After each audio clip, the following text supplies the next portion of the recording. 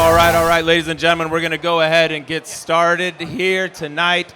Thank you all very much for joining us for a very special golf subpar here at T Squared, brought to you by our good friends at Zone Nicotine. Before we get started, round of applause for the folks over at Zone. They are the best.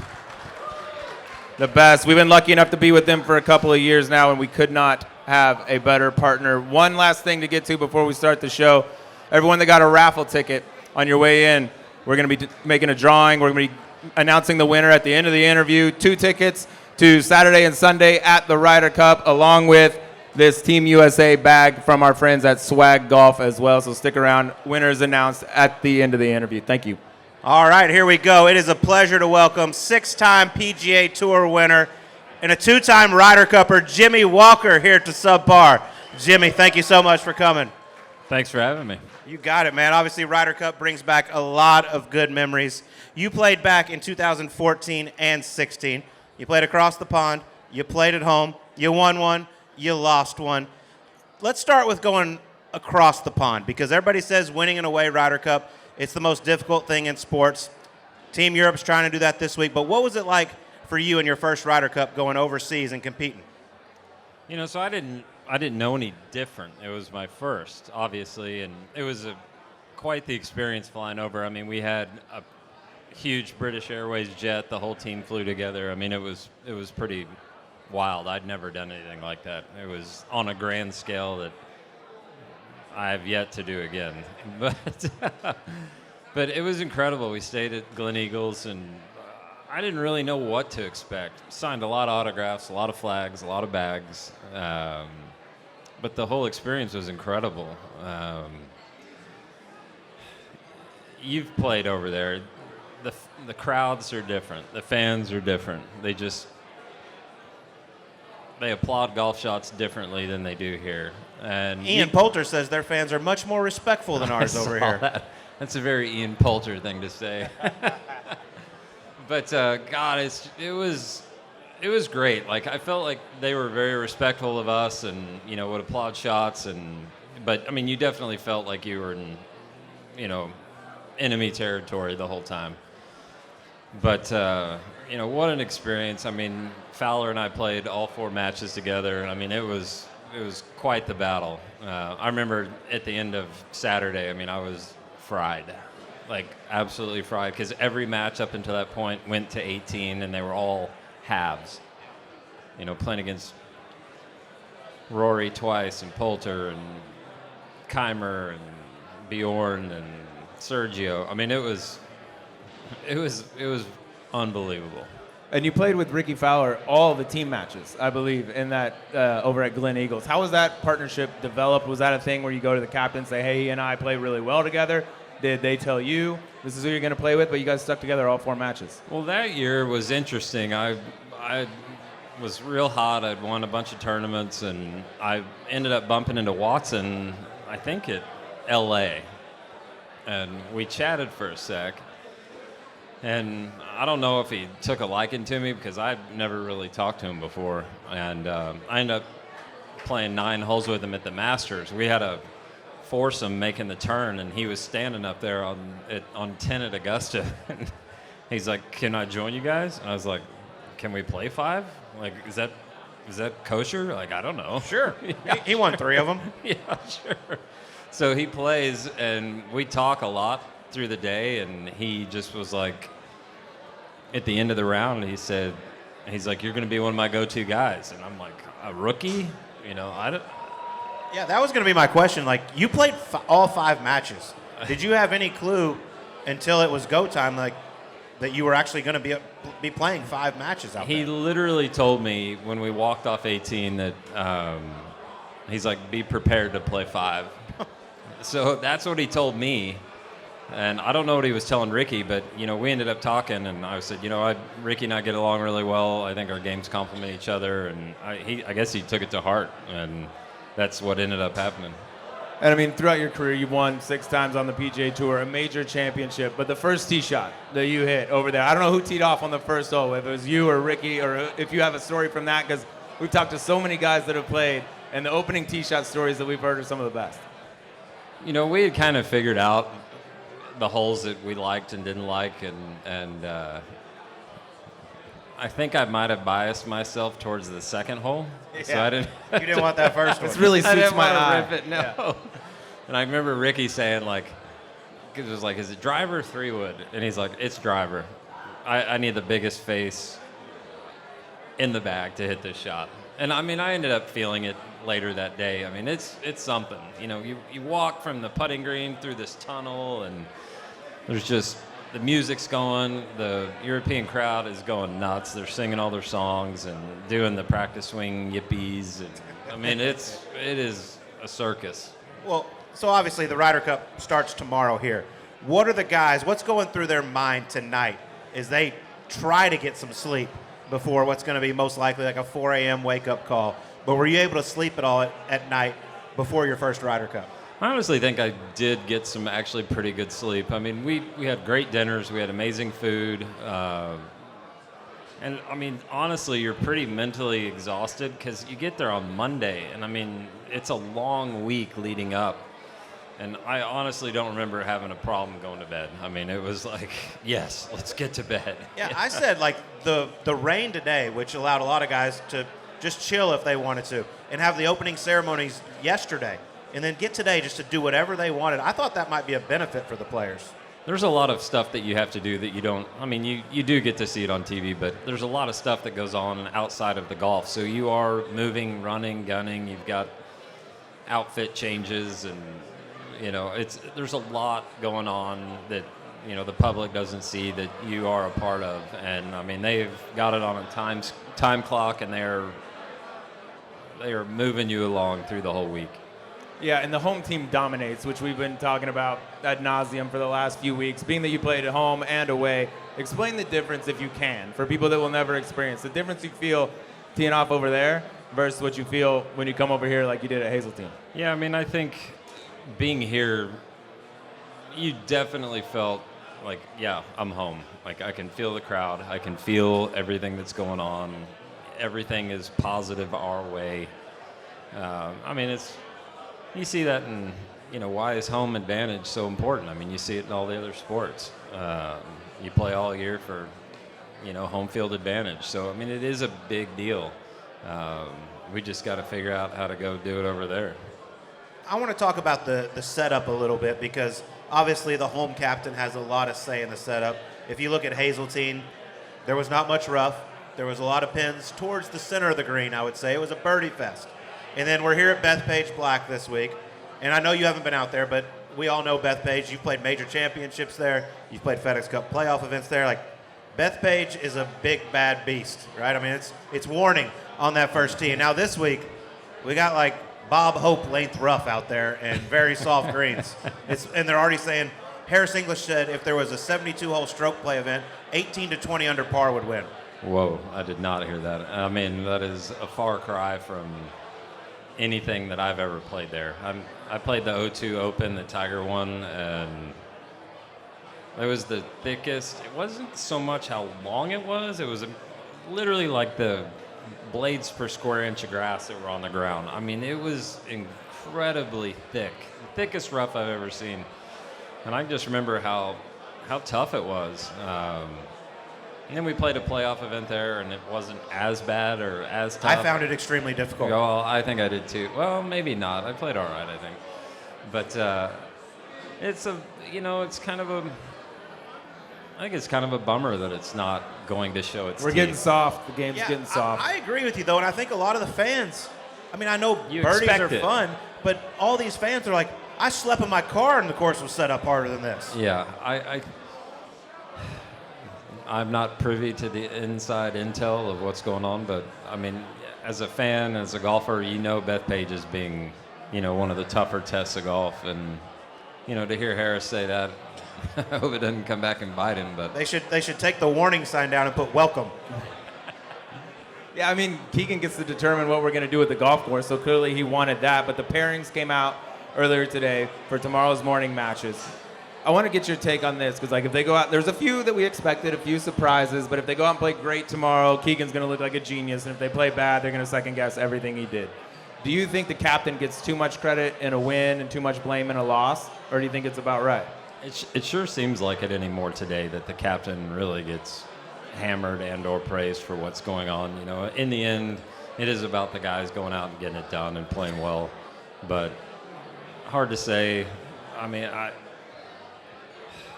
it sure seems like there's a lot on those two guys, you know, riding, especially with as divided as it is and who's won where and who hasn't won. You know, we haven't won over there since 93. 93. Yeah.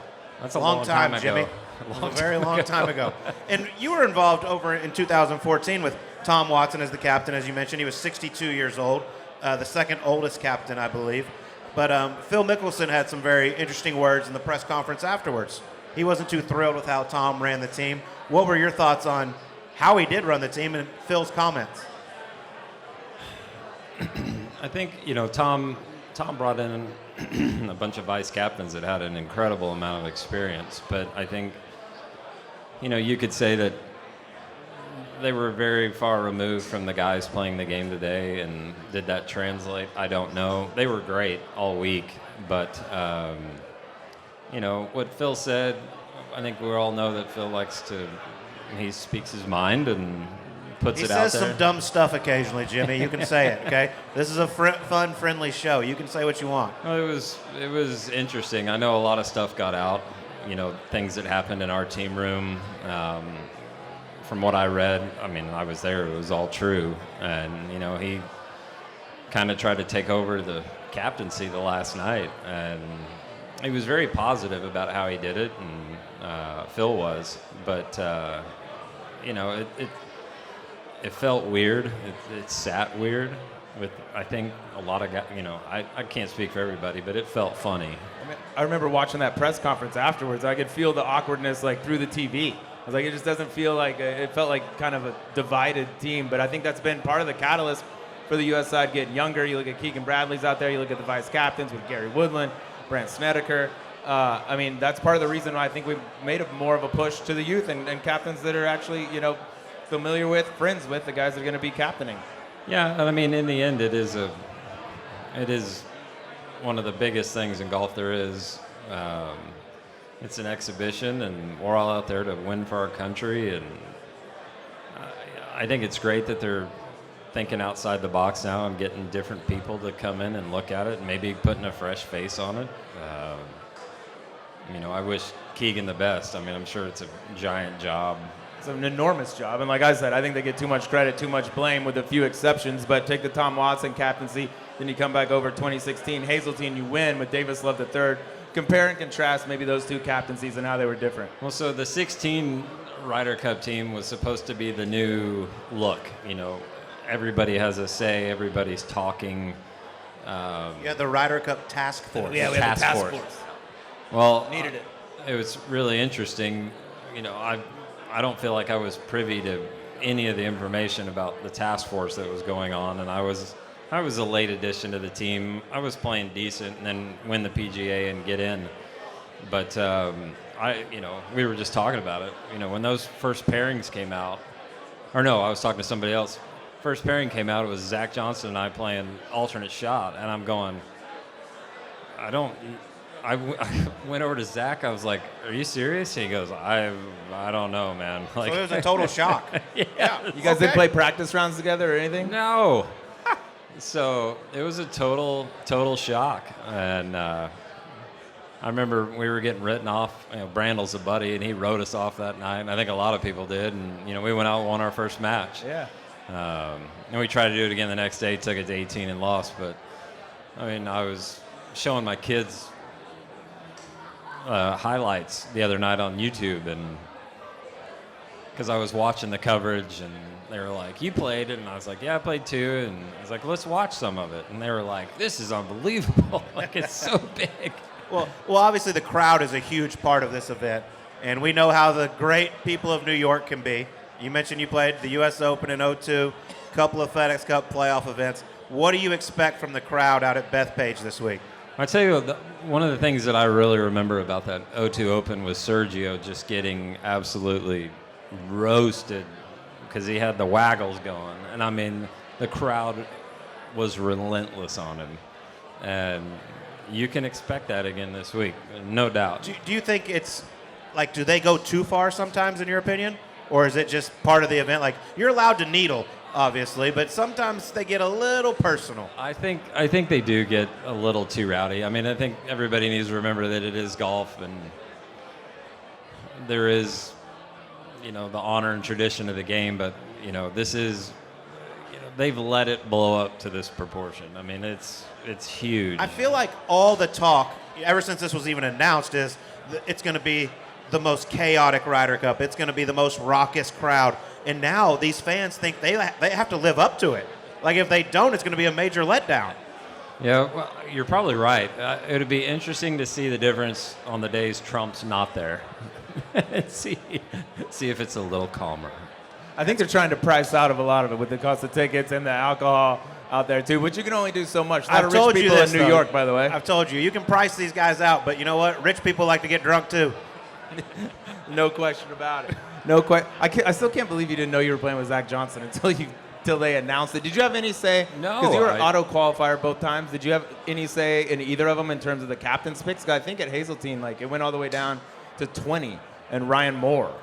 I do remember getting asked who I thought should play, but outside of that, I was in the dark, honestly. It's changed so much. All right. Well, it seems like it. I don't know.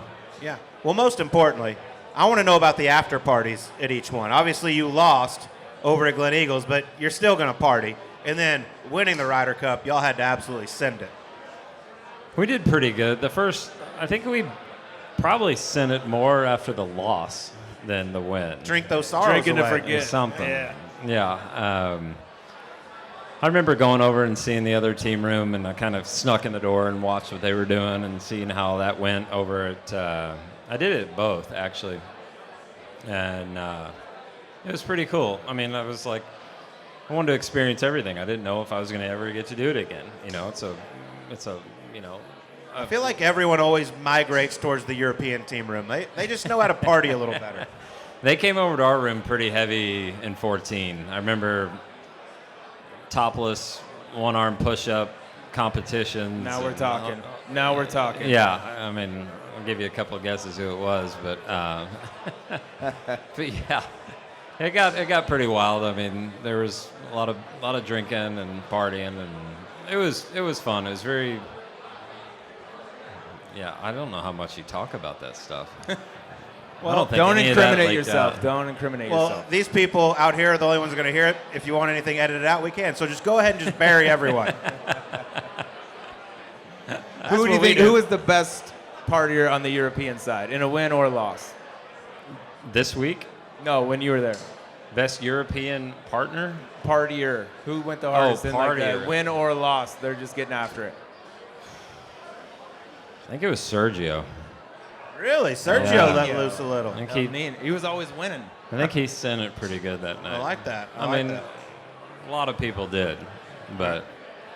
Well, as you should. I mean, to make the Ryder Cup means so much. It's something, I mean, we all dream about winning tournaments, winning major championships, but to be on a Ryder Cup team is truly something special. When you can go out there with 11 of your friends and go battle it out against another country, you deserve to celebrate, win or lose at the end. You got to let loose a little bit, yeah. It's a stressful week, man. I mean, at the end, it's like. If I ask you right now, when the Ryder Cup's brought up and you hear that first memory that comes to mind from your two experiences, what is it? Oh, it's funny. I mean, the first thing that popped into my head was when Fowler and I were walking to the first tee, and you walk through this tunnel, and it's got all these pictures, and the inside of the tunnel is lined, and he busts his phone out and starts playing like a walk-up song for us, and it was Radioactive Imagine Dragons. And that's the first thing that popped into my head. Ricky just pulls out his phone. He pulls his phone out and he's always got it on him. That'll get you hyped. But I was like, all right, bro, let's go. I like it. Yeah, it was a cool moment. I mean, that was my answer. The first thing that popped into my head. That's awesome, man. I mean, you got to play two. That's really cool. Major champion, 6-time winner. A hell of a career. All right, well, the Ryder Cup is almost here. We're going to have bets all week long. And for my folks in the audience who bet this weekend's a dream slate. The Cup, 6 top 25 college matchups, Ravens, Chiefs, Eagles, Bucks, Packers, Cowboys, and the best place to bet it all, Fanatics Sportsbook. Here's why. When you bet, win or lose, you get up to 10% back in FanCash. That FanCash, you can use it on jerseys, tickets, or even bet with it. Plus, they got fair play injury protection. If your player goes down in the first half of a pro football game, your bet's covered. That's better than FanDuel, and they refund instantly, something DraftKings can't match. And here's the kicker. When you bet with Fanatics, you're also leveling up a Fanatics ONE account. That means status points and access to exclusive cultural events all year long. I'm telling you, winning hits different at Fanatics Sportsbook. Must be 21 years or older. Gambling problem? Call 1-800-GAMBLER. Connecticut, call 888-789-7777. Massachusetts, call 800-327-5050. New York, call 877-8-HOPE-NY. Maryland, visit mdgamblinghelp.org. Not available in all states. Terms apply. See Fanatics Sportsbook app. But let's look ahead to tomorrow. Okay, I'm just going to rattle off the matches for you, and we're all going to give a little pick on who we think's going to take care of business. But leading it off, we got Bryson DeChambeau and Justin Thomas going up against Tyrrell Hatton and John Rahm. If you like to gamble a little bit, JT and Bryson are plus 120. Hatton and Rahm are plus 110. A tie is plus 600 with our friends over at Fanatics Sportsbook. I saw that, and I think I got to give us that point. All right, so Jimmy's That'd be going a with good point JT to and win. Bryson. I That's just a tough do, point. man. Tough point. I think if they don't go out and play good, it's going to set a tone. I don't know. But We'll get to the second one, but the first two matches are very important because we're throwing our big guns out there, and if you go down 0-2, it's going to be stress. But Sleaze, who are you going with in that first one? I got, for the day, my best bet. That was not the question. Just stand by on this. For the day, in foursomes, foursomes only, 2-2 tie is plus 260. When I looked at these matches when they first came out, I said, I think they're going to win two, and I think we're going to win two. That was the one I think that's a lean towards Europe for me. I actually have the same thing, and actually, you can see right there it says tie. That does say tie. All right, match number 2, we got Russell Henley. that's so weak. A tie, you're going to call a tie? Well, it's been 4-0 last time. I mean, it sounds pretty good for us. Tie sounds like a win in that match. Hey, it's points on the board. Yeah. We're just trying to get something. We were down 7-1 after I'm day familiar one. with ties. All right.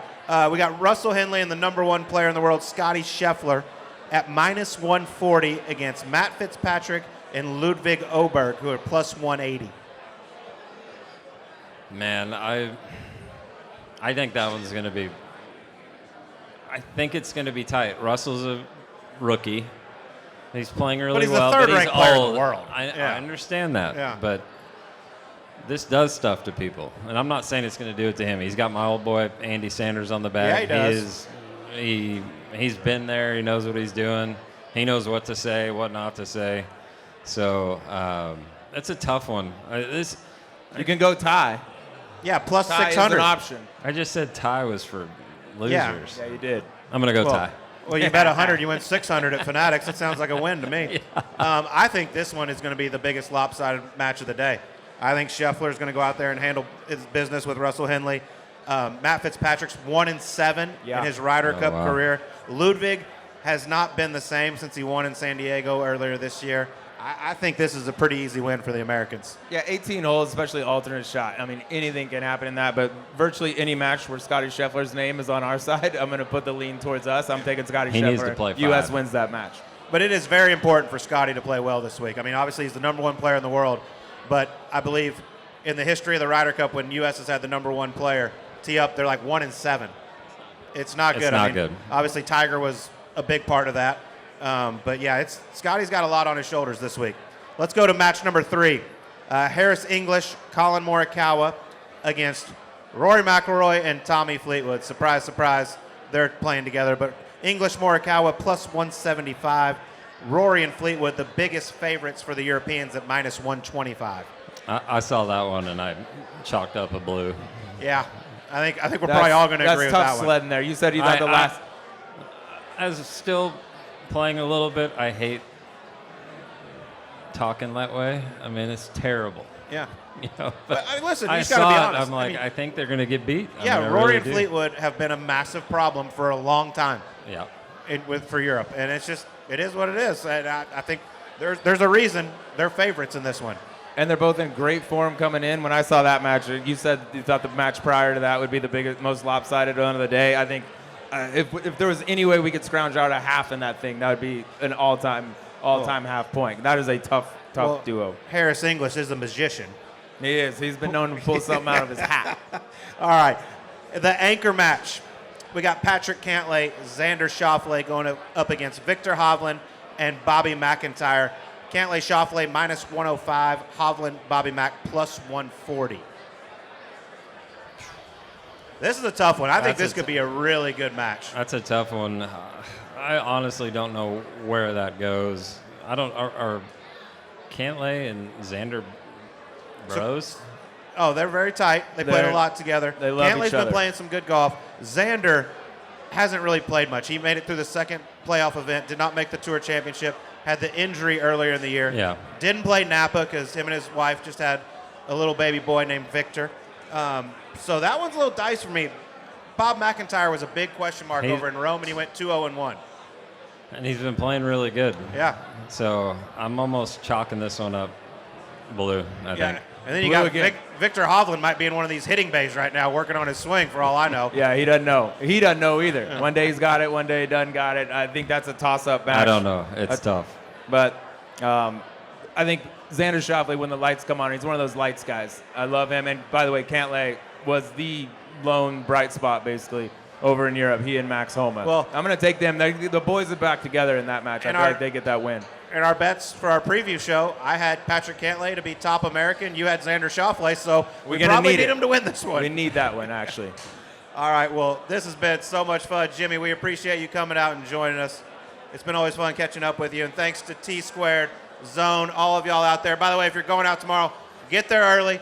It's going to be a madhouse. Get in those stands and root on Team USA. Jimmy, we thank you, brother. Appreciate your time. Thank you all for coming out. Six-time winner, former Ryder Cupper Jimmy Walker. A huge thank you to everyone tuning in for the live show and to our special friends at Zone. They are the best. And just like they got out at Bethpage, we got a warning here, too. This product contains nicotine. Nicotine is an addictive chemical. Underage sale is prohibited. Listen, when I need to dial things in on the course, I go with Zone Nicotine Pouches. Why? 1, stronger nic intensity. The others aren't even close. And 2, better flavors. And 3, they last longer and they're more comfortable than any other pouch out there. My go-to is the 9 milligram spearmint, but they make 7 flavors in both 6 and 9 milligrams. These are a game changer. 20 pouches per can versus the 15 the other guys offer. It is a no-brainer. I do not play 18 without at least 1 can of Zone in my bag. If you want Zone pouches at a discount and mailed right to your door, head to nicokick.com. That's NICOKICK.com and enter code Subpar20 at checkout for an additional 20% off. Thanks to everyone for tuning in. Make sure you stay tuned to our YouTube page for live shows Friday and Saturday, recapping each day at the Ryder Cup.